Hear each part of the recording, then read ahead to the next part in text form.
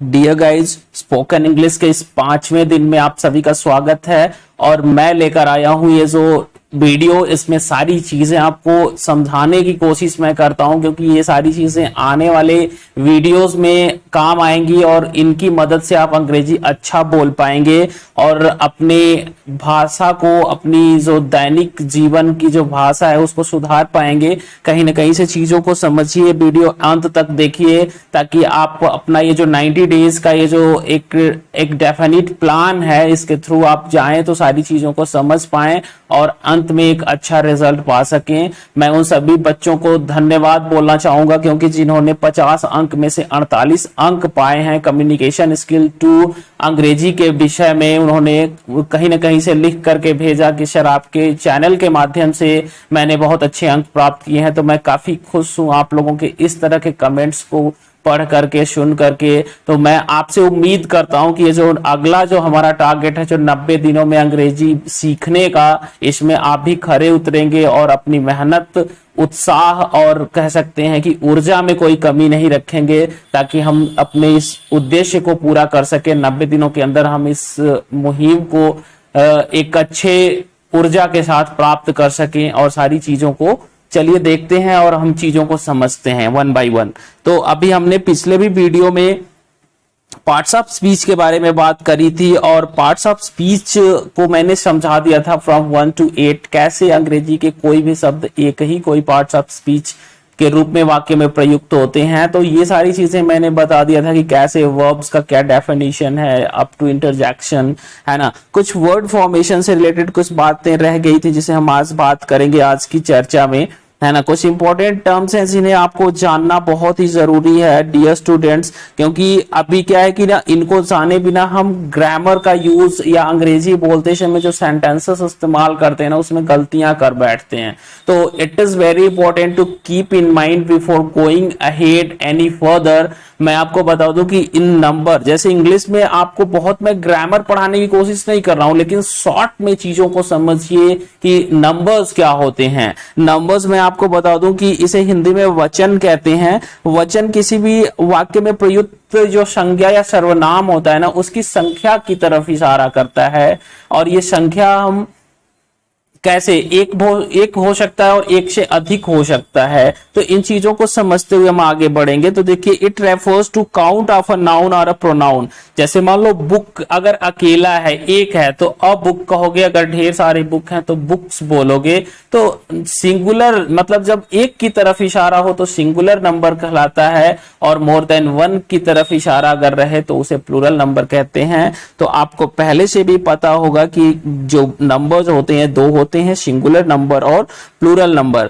इसी ही चीजों को ध्यान में रखते हुए देखिए, बॉय सिंगुलर में है, बॉयज आपका प्लूरल नंबर में। ऐसे वर्ड्स हैं जैसे कि अंत में डबल एस आया है ना, तो इसमें ईएस लग जाता है ना। तो इसका प्लूरल आपने देख लिया। सिंगुलर और प्लूरल कभी भी आप बोलते समय ना, इन इंग्लिश स्पीकिंग आपको ये नंबर का ज्ञान होना चाहिए, और इस पे थोड़ा सा हम लोग डिटेल में भी आगे बढ़ते रहेंगे थ्रू आउट द जर्नी। चलिए हम बात करते हैं अगले इंपॉर्टेंट टर्म की, जो जानना बहुत ही जरूरी है, जिसका नाम है पर्सन, है ना।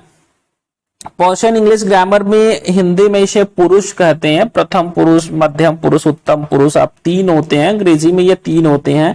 ये हमेशा रेफर करते हैं उन लोगों को बारे में बताने के लिए, जैसे कि एक वाक्य बनता है तो उसमें बोलता कौन है, सुनता कौन है, किसके बारे में बात करी जा रही है। तो कहीं ना कहीं से ये रेफर करता है उन लोगों की तरफ जो टेक पार्ट कर रहे हैं उस इवेंट के अंदर, या कभी भी बोलते समय जो हम वाक्य इस्तेमाल कर रहे हैं, तो उसमें क्लियर हो पाता है चीजें। तो देखिए, कभी भी थोड़ा सा ग्रामेटिकल टर्म से समझिए तो इससे क्या होगा कि फर्स्ट पर्सन वो होता है जो पर्सन बात कर रहा होता है। जैसे जब हम बात करते हैं, जैसे कि मैं आपको पढ़ाता हूं, तो इसमें मैं शब्द जो है ना फर्स्ट पर्सन हुआ, क्योंकि जो बोलता है, जो स्पीकर होता है, वो फर्स्ट पर्सन कहलाता है। तो आई और वी एग्जाम्पल है फर्स्ट पर्सन का। सेकेंड पर्सन क्या होता है, one who is the listener, जो सुनता है वो सेकेंड पर्सन है, यानी कि हम जिससे बात करते हैं, है ना, जो हमको सुन रहा है, जो लिसनर है, जो श्रोता है, उसी को हम सेकंड पर्सन बोलते हैं। एग्जाम्पल यू आता है, यू क्या है, हमेशा लिसनर के सेंस में यूज होगा वाक्य में। Third person is the person about whom something is spoken, जैसे ऐसा पर्सन जिसके बारे में चीजें बात करी जाती हैं, जैसे कि the person being talked about, जिसके बारे में बात करी जाती है वाक्य में, उसी को थर्ड पर्सन बोलते हैं। जैसे ही, सी, इट, दे, किसी का नाम भी आ जाता है ना, जैसे कि I don't know where Ravi has gone, मैं नहीं जानता हूं रवि कहां चला गया है। तो कहीं ना कहीं से हम रवि की बात करें, रवि थर्ड पर्सन हुआ। ग्रामर के भाषा में आप पर्सन को समझ गए होंगे, उम्मीद करता हूं।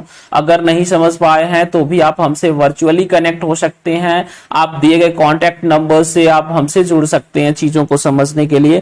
आगे बढ़ते हैं, हम पढ़ते हैं जेंडर के बारे में। जेंडर बहुत ही इंपॉर्टेंट टर्म होता है जिसे जानना जरूरी है। अगर आप इसे नहीं प्रयोग कर पाते, जेंडर का नॉलेज आपको नहीं है ना, तो आप सेंटेंसेस में हियर एंड देयर मिस्टेक्स करते हो, गलतियां करते हो, और उसको हमें हटाना है। इसीलिए मैं बेसिक्स से एकदम इंग्लिश पढ़ाना शुरू किया हूं। इवन देन आप चीजों को जानते हैं, आई डोंट केयर कि चीजें आप जानते हैं, it doesn't matter, I have my own way of teaching, और जिसका एक नतीजा है कि ये हमारे अच्छे प्रदर्शन के साथ हमारे जो छात्र हमको कमेंट कर रहे हैं कि सर 50 में 48 सर आपके चैनल के वीडियोस को देख करके मैंने पाया, तो बहुत ही मतलब मुझे खुशी का अनुभव होता है। और यही मैं सेम आपसे रिजल्ट एक बार और फिर से चाहता हूं कि आप 90 डेज की स्पोकन इंग्लिश को भी सफल बनाएं, है ना। तो अभी हम जेंडर की बात कर रहे हैं। जेंडर्स जो होते हैं ये डिवीजन की तरफ इशारा करते हैं, जैसे कि जो नाउंस और प्रोनाउंस है ना, उनको डिवाइड किया गया है, मेनली 4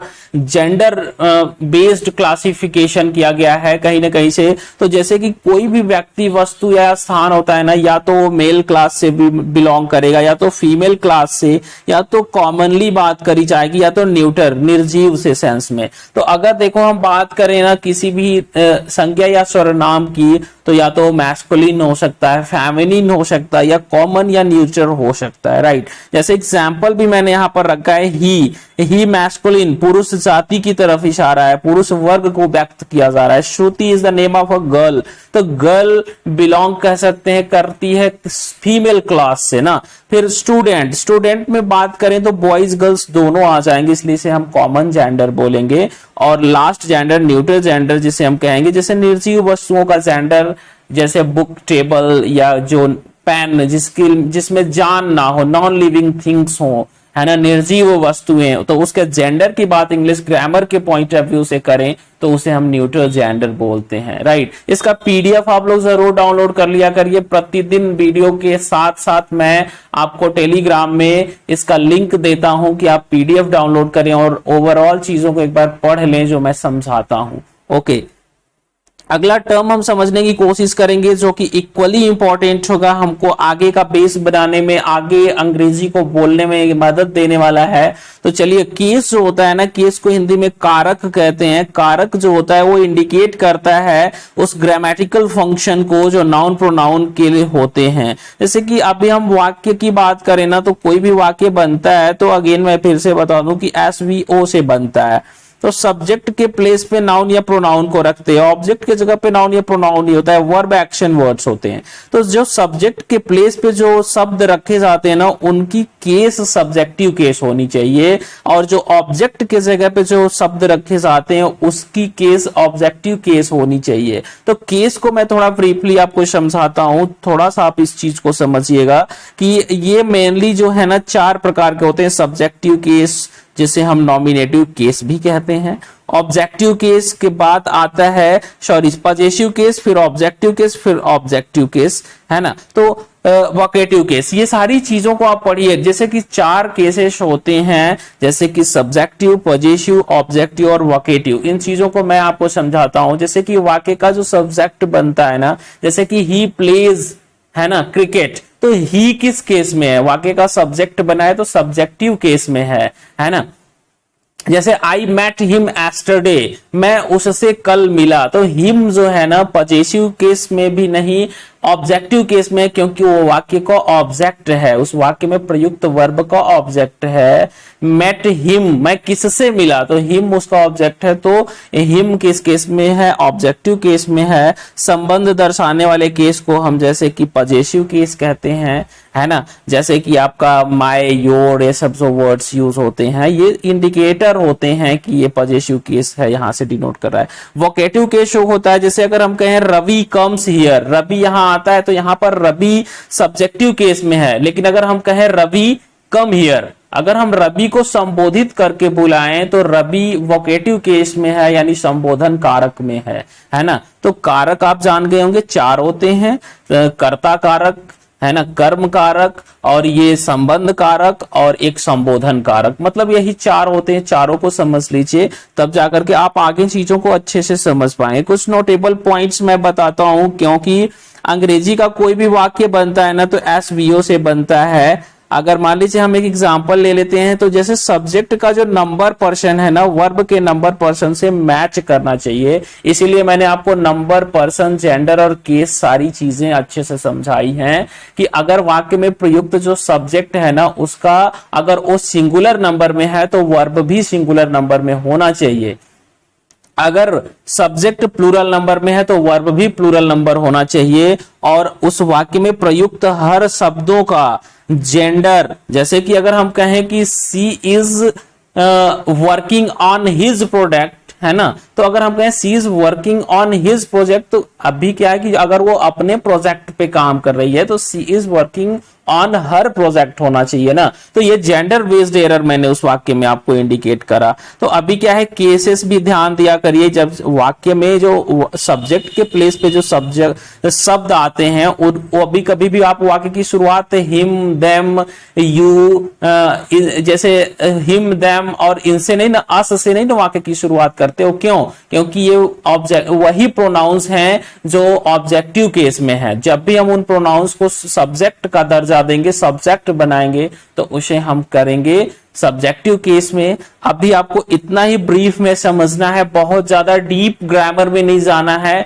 लेकिन चीजों को अच्छे से समझना है। अदरवाइज आगे जो एरर्स आप करेंगे तो उसका कोई सॉल्यूशन नजर नहीं आएगा। इसीलिए it was really important to tell you all, और इन चीजों को मैंने अपने एक प्रोसेस के थ्रू कलेक्ट करके आपको दिया है। पीडीएफ्स को जरूर डाउनलोड करें, पढ़ें। उम्मीद करता हूं कि आज के इस वीडियो का पूरा कंटेंट आप समझ पाए होंगे, मेरी बातों को समझ पाए होंगे। कमेंट के माध्यम से बताइए। मिलते हैं हम स्पोकन इंग्लिश के 6ठे दिन में, और उसमें भी करेंगे कुछ महत्वपूर्ण चर्चा। तब तक के लिए आप लोग अपनी पढ़ाई जारी रखें। Thank you so much for watching.